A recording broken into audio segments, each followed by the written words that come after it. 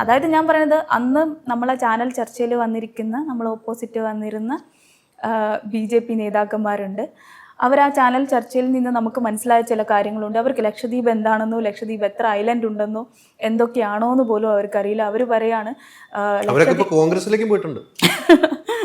സന്ദീപ് വാര്യരൊക്കെ നമുക്ക് ഉപയോഗിക്കാമല്ലോ, ചർച്ചയ്ക്കുണ്ടായിരുന്നല്ലോ. സന്ദീപ് വാര്യർ ഇപ്പോൾ കോൺഗ്രസിലാണ്. അത് വിശ്വാസം, BJPയോടുള്ള വിശ്വാസം നഷ്ടപ്പെട്ട് കഴിഞ്ഞാൽ പിന്നെ സ്വാഭാവികമല്ലേ. എൻ്റെ നാടിനെ കണ്ടിന്യൂസ് ആയിട്ട് ഇത്രയും ആക്രമിക്കാൻ ശ്രമിക്കുന്ന, എൻ്റെ നാടിന് ഒരു സപ്പോർട്ടും തരാതിരിക്കുന്ന, എൻ്റെ ലക്ഷദ്വീപുകാരെ ഇത്രയും ശ്വാസം മുട്ടിച്ച് കൊല്ലാൻ ശ്രമിക്കുന്ന, ശ്വാസം മുട്ടിച്ചല്ലേ, ഒന്ന് ആലോചിച്ച് നോക്കുക. എൻ്റെ ലക്ഷദ്വീപുകാർക്ക് ആവശ്യമുള്ള കാര്യങ്ങൾ എന്താണ് ആള് ചെയ്തിട്ടുള്ളത്? മോദി അന്ന് വന്നു ലക്ഷദ്വീപ് കണ്ടു, ലക്ഷദ്വീപിൻ്റെ ഭംഗി കണ്ടു, ലക്ഷദ്വീപിൻ്റെ പറ്റി പോസ്റ്റുകൾ ഇട്ടു. നല്ല ഭംഗിയാണ്, ഐലൻഡ് കാണാൻ നല്ല ഭംഗിയാണ്. ശരിയാണ്, ഐലൻഡ് കാണാൻ നല്ല ഭംഗിയാണ്. പക്ഷെ ഐലൻഡിൻ്റെ അകത്തിരുന്ന ആൾക്കാർ, ആ ജനങ്ങൾ അനുഭവിക്കുന്ന ഒരു ബുദ്ധിമുട്ട് ആൾക്ക് ഒന്ന് മനസ്സിലാക്കാമായിരുന്നല്ലോ.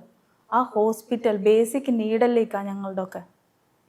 എനിക്ക് നഷ്ടപ്പെട്ട എൻ്റെ വാപ്പാനെയാണ്, എൻ്റെ അനിയനെയാണ്. അതേപോലെ എത്ര കുടുംബങ്ങളിൽ നിന്നാണ് ആളുകൾ നഷ്ടപ്പെട്ടുകൊണ്ടിരിക്കുന്നത്.